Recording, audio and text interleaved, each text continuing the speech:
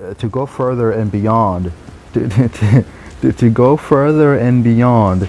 Uh, but what about in the biblical sense where it's like, uh, what about in the sense where you can't exactly call an angel an animal, right? What about in the sense where an angel betrays God, right, and they fall from heaven?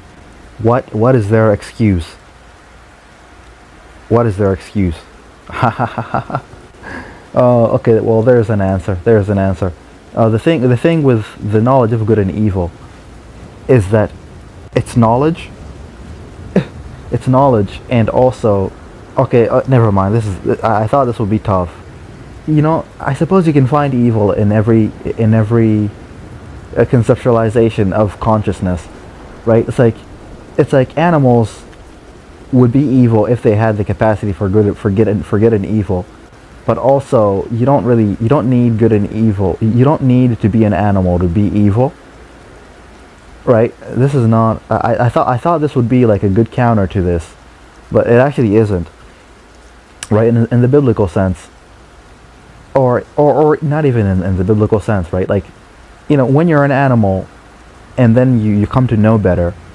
There's this thing where you come to have a knowledge of a certain degree, and like I was thinking, maybe it is our animalistic nature that has us corrupt that has us corrupt the gift of knowledge.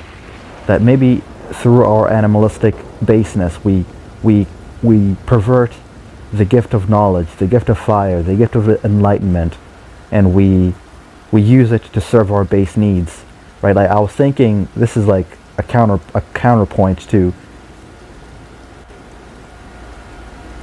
our animal origins to be the cause of our evil, our inescapable evil, capacity for evil. But the thing is, knowledge is power, right? Knowledge is power, and when and power corrupts, right? Power corrupts. Oh yeah, actually, the phrase is absolute power. What the heck is the phrase? Oh yes, yeah, I think the phrase is something like absolute power corrupts absolutely, right?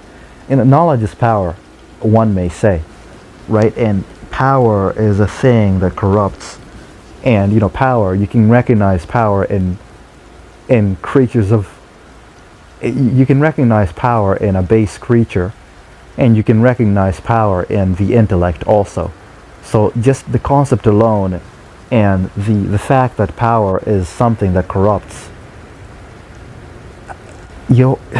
I guess in that way, evil is inescapable, right? It's like Satan falls from heaven, an angel falls from heaven, and they weren't made like men. They weren't made like man, right?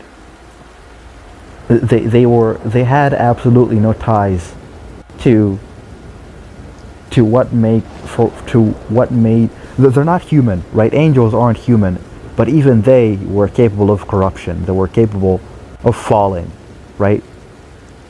Satan and his the great sin of pride, where he thought himself so, the sin of the intellect, the pride of the intellect is like to be an angel and be corrupted by the pride of how well you were made above all other angels.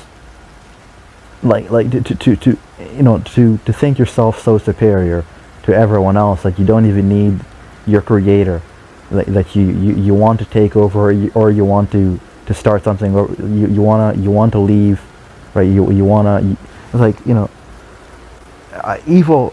It seems after all that evil is not quite inherent in human beings. Evil is something, capacity for the one's a being's capacity for downgoing, or for missing the mark, right? Like It's like you only need to be conscious for you to be susceptible to corruption, right? Whether you're an angel, whether you're human or an angel. Like I thought that our gift of knowledge, should have saved us from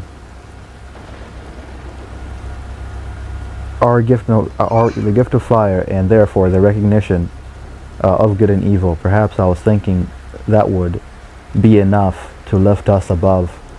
Well, no, of course not. Right? Evidently it isn't, but well, yeah, I suppose that's it then. In the end, even the knowledge of good and evil was a double-edged sword.